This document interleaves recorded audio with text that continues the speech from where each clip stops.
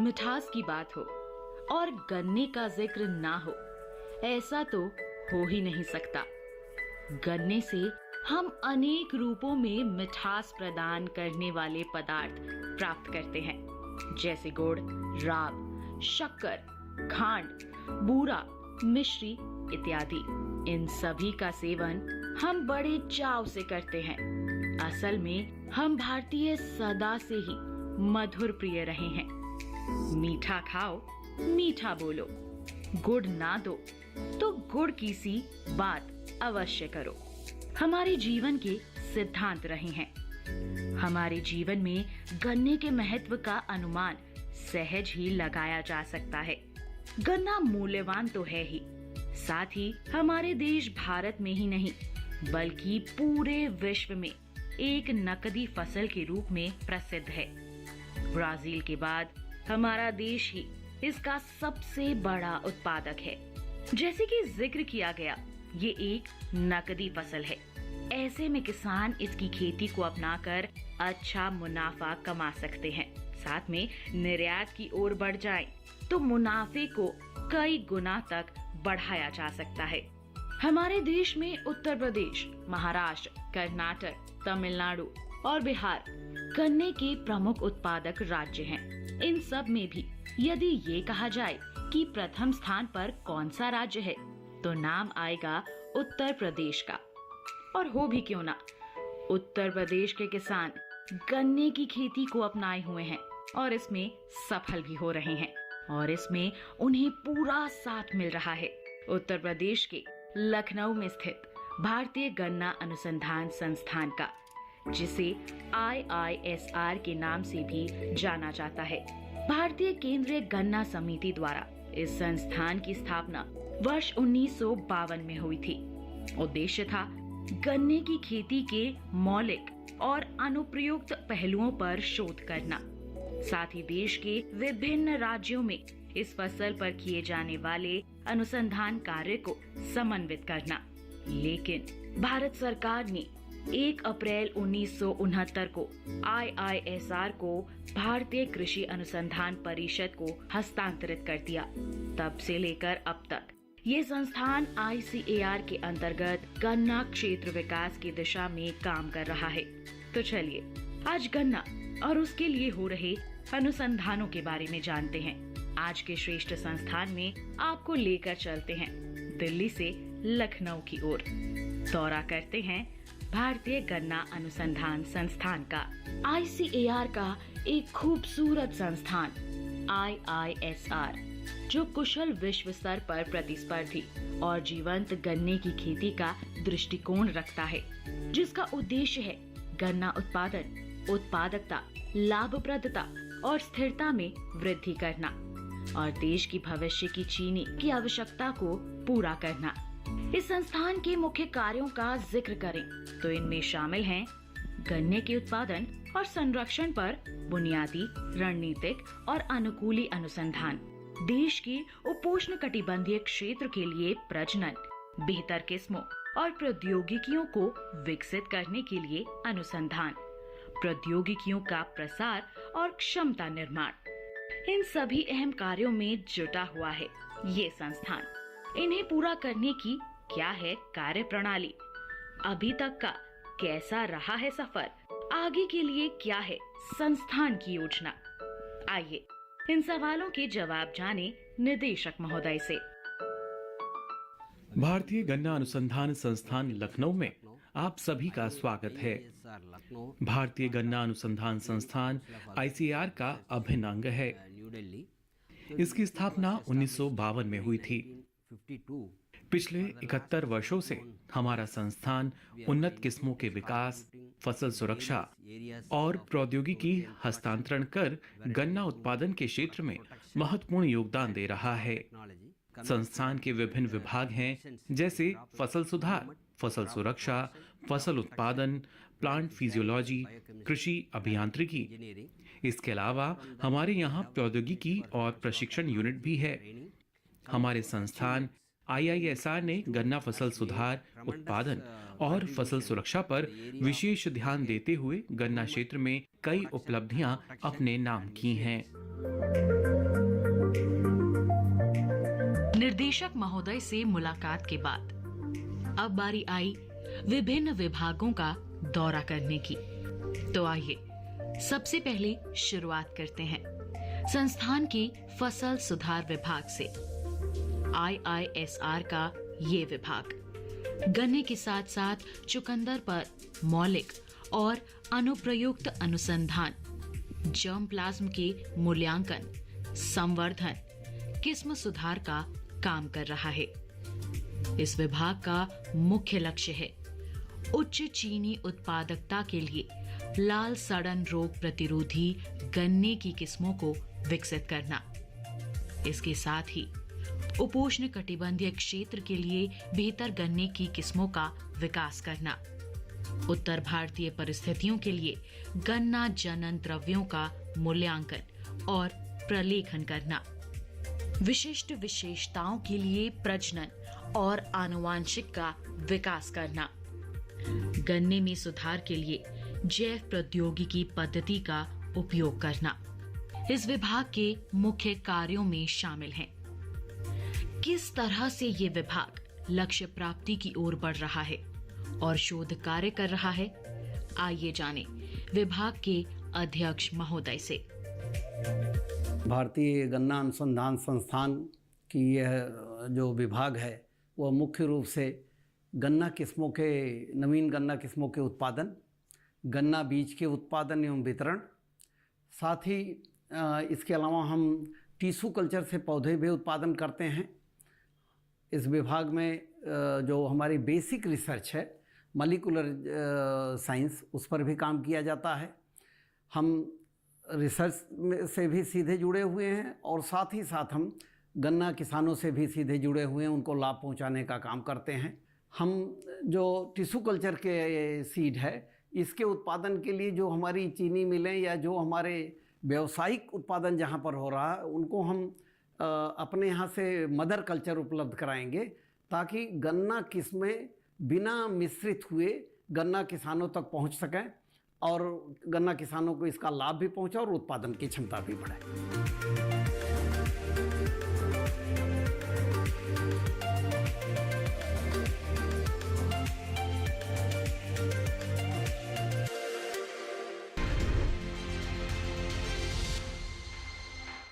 सब कहते हैं मैं बहुत तेज, बेपरवाह, बेधड़क दौड़ती हूँ। मैं कहती हूँ क्यों ना दौड़ूं, इन पहाड़ों से मेरा रिश्ता ही कुछ ऐसा है।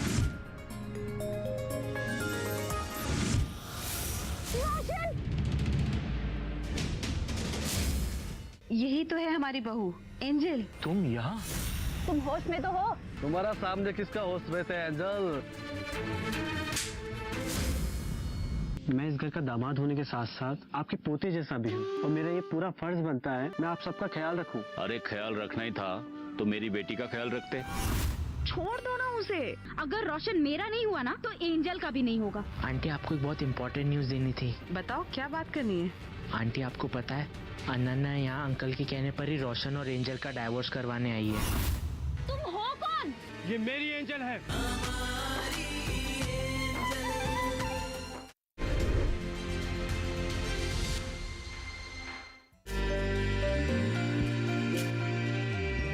अध्यक्ष महोदय से जानकारी प्राप्त कर आगे बढ़ते हैं और गन्ने की किस्मों का ज्ञान लेते हैं। वैसे तो हमारे देश भारत में गन्ने की कई उन्नत किस्में हैं, जैसे CO 0238, CO 86032, CO 7318, CO Jawahar 86600, COS 13452, COS 13235, COS 10239 इत्यादि। ये लिस्ट तो काफी लंबी है, लेकिन इन्हीं किस्मों में और सुधार और नई किस्मों के विकास में ये विभाग लगा हुआ है। साथ ही किसानों की मांग को पूरा करने का प्रयास भी कर रहा है। इस विभाग का भरपूर प्रयास यही है कि किसानों को उच्च गुणवत्ता युक्त बीज उपलब्ध करवाया जाए ताकि उन्हें अच्छी उपज से मोटा मुनाफा मिल सके। आइए इन्हीं किस्मों का जायजा लें विभाग के वैज्ञानिक महोदय से। हमारी जो प्रचलित किस्म CO0238 थी उसमें लाल सड़न रोग आ गया है और उसको अब खेती से हटाने के लिए, उसको रिप्लेस करने के लिए कुछ नई किस्में विकसित हुई हैं हमारे संस्थान से। उसमें जो सबसे प्रचलित और अच्छी किस्म है COLK 14201, जो आपके बैकग्राउंड में पीछे देख रहे हैं आप लोग, ये बहुत ही अच्छी किस्म है और इसको पूरे यूपी के लिए, हरियाणा के लिए, पंजाब के लिए इसको रिलीज किया गया है। इस विभाग की यह नैतिक जिम्मेदारी है कि गन्ना किसानों को रोग रोधी और उन्नत किस्म की गन्ना बीज उपलब्ध कराया जाए। इसके क्रम में इस संस्थान ने विगत 10 वर्षों में 12 से 13 किस्मों का विकास किया है और किसानों को अच्छा गन्ना किस्म उपलब्ध कराई जा रही है। संस्थान का अहम हिस्सा है यहाँ की जैव प्रौद्योगिकी प्रयोगशाला। इस लैब का मुख्य कार्य विभिन्न किस्मों की पहचान करना, जैविक दबावों और चीनी के लिए उत्तरदायी जीन्स की पहचान करना है। इस लैब में गन्ने में पारंपरिक प्रजनन विधि को तेजी से प्रयोग करते हुए नई किस्मों का विकास किया जा रहा है। इसी के साथ ही खास है यहाँ की पादप टिश्यू प्रयोगशाला भी, जहाँ पर गन्ने की नई किस्मों का वृद्ध स्तर पर बहुगुणन किया जाता है। आइए इन्हीं प्रयोगशालाओं के बारे में विस्तार से जानते हैं वैज्ञानिक महोदय से। गन्ने में फील्ड में कई सारे वायरस और अलग अलग विभिन्नताओं की दिक्कतें आती हैं, तो ये जो तकनीकी है माइक्रो प्रोपोगेशन की, इसके द्वारा ये हम इंश्योर करते हैं कि जो भी पौधा इन बॉटल्स में या कल्चर कंडीशंस में बन रहा है वो वायरस फ्री हो और उनमें कोई विभिन्नता ना हो, जिसको टेक्निकली हम सोमा क्लोनल वेरिएशन बोलते हैं। इस विधि का फ़ायदा ये है कि किसानों तक नई प्रजाति जल्दी से जल्दी बिना किसी वातावरण और बाहर की दिक्कतों के इसको मल्टीप्लाई किया जा सकता है और जल्दी से जल्दी किसानों तक पहुंचाया जा सकता है। इसके साथ ही हमारे हमें DBT द्वारा एक इसकी क्वालिटी टेस्टिंग की लेबोरेटरी भी संस्तुत की गई है और उत्तर भारत में ये एक अकेली ऐसी लेबोरेटरी है जहां पे हम टिश्यू कल्चर द्वारा उगाए गए, चाहे वो गन्ना हो या केला हो या और कोई ऐसी पौधे हों जो टिश्यू कल्चर द्वारा बनाए गए हों, उनमें वायरस की टेस्टिंग और वो एक रूप एक जैसे हैं इसकी टेस्टिंग ये प्रयोगशाला करती है। फसल सुधार विभाग तो कई विशेष कार्य करता ही है। इस संस्थान में ऐसे ही अहम अनुसंधानों से जुड़ा है यहाँ का फसल उत्पादन विभाग। नाम से ही प्रतीत होता है इस विभाग के वैज्ञानिकों का दायित्व है फसल के उत्पादन को बढ़ावा देने की दिशा में कार्य करना। IISR का ये विभाग गन्ना उत्पादन की नवीनतम उन्नत सस्य तकनीकों के विकास की दिशा में कार्य कर रहा है। विभाग में हो रहे मुख्य अनुसंधानों की बात करें, इनमें शामिल हैं घुलनशील उर्वरकों का ड्रिप सिंचाई पद्धति के माध्यम से परीक्षण करना, जल संसाधनों के समुचित उपयोग के लिए अनुसंधान करना, गन्ने के लिए सिलिकॉन नामक तत्व के असर का परीक्षण करना, गन्ना आधारित नेचुरल फार्मिंग पर अनुसंधान करना, गन्ना आधारित समन्वित खेती प्रणाली के मॉड्यूल का विकास करना। ऐसे ही कई और महत्वपूर्ण शोध कार्य यहाँ किए जा रहे हैं। आइए इनको विस्तार से समझें विभागाध्यक्ष महोदय से। अच्छे प्रयोग के लिए इसमें एक अनुसंधान कार्य किया जा रहा है जिसमें खादों को हम ड्रिप इरिगेशन के माध्यम से भेजते हैं। आजकल वाटर सॉल्युबल फर्टिलाइज़र का समय आ रहा है। जैसा कि गन्ना अपने अलग अलग अवस्थाओं पे अलग अलग न्यूट्रिएंट तत्वों की आवश्यकता महसूस करती है और इसको उस अवस्था में देने के लिए केवल हम ड्रिप इरिगेशन का ही माध्यम ले सकते हैं। दूसरा कार्य हमारा कुछ तत्व हैं जैसे सिलिकॉन, इनका भी अभी काफ़ी असर दिख रहा है गन्ने के उत्पादन पे भी, दूसरी चीज़ शर्करा के उत्पादन पे भी। इस विषय पर भी कार्य हो रहा है। तीसरा कार्य हमारा क्रॉप डाइवर्सिफिकेशन, जो इस समय भारत सरकार की नीति भी है, उस पर भी कार्य किया जा रहा है।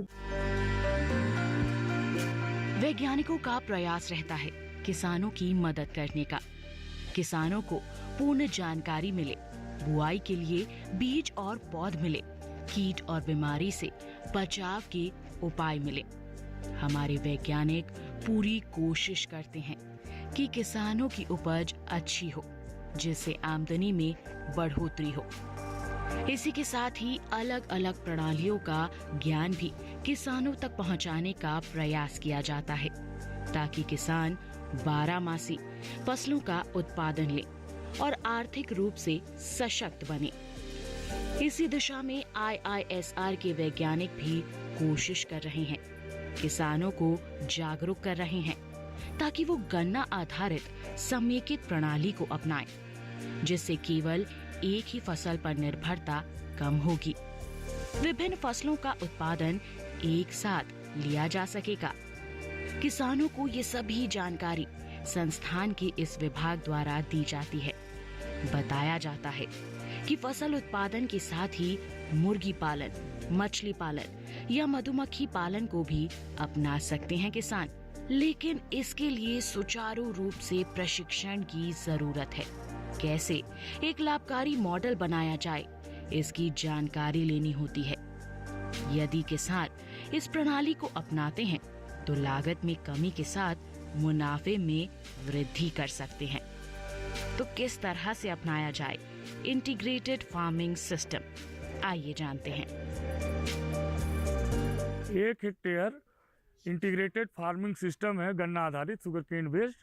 इसके अंतर्गत 0.7 हेक्टेयर में गन्ना और उसके साथ सफसली खेती विभिन्न फसलों की गई है।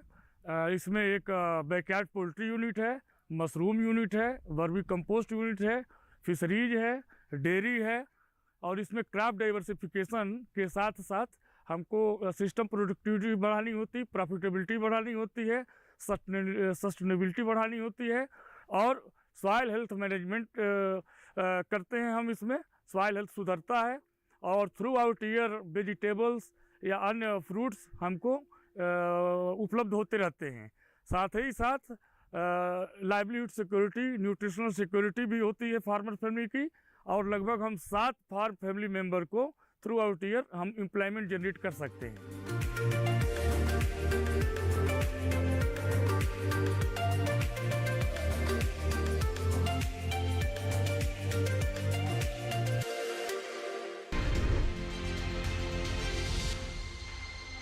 बाबू कुंवर सिंह की, बाबू अमर सिंह की कंपनी अभी तक हमारे जमीन, हमारी धन संपत्ति को लूट रही थी, लेकिन अब वो हमारा मान सम्मान लूटना चाहता है। It has acquired national fame और बहुत तेजी से ये इंडिया के नॉर्दर्न पार्ट में भी फैलता जा रहा है। जब तक हमें स्वराज नहीं मिल जाता, हम तब तक लड़ते रहेंगे। जय भवानी, जय भवानी।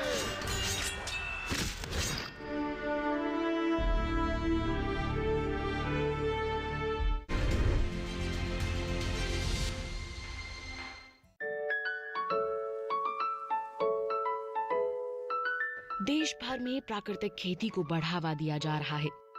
हमारे किसान जागरूक भी हो रहे हैं और IISR जैसे श्रेष्ठ संस्थानों का सहयोग लेकर प्राकृतिक खेती को अपना भी रहे हैं।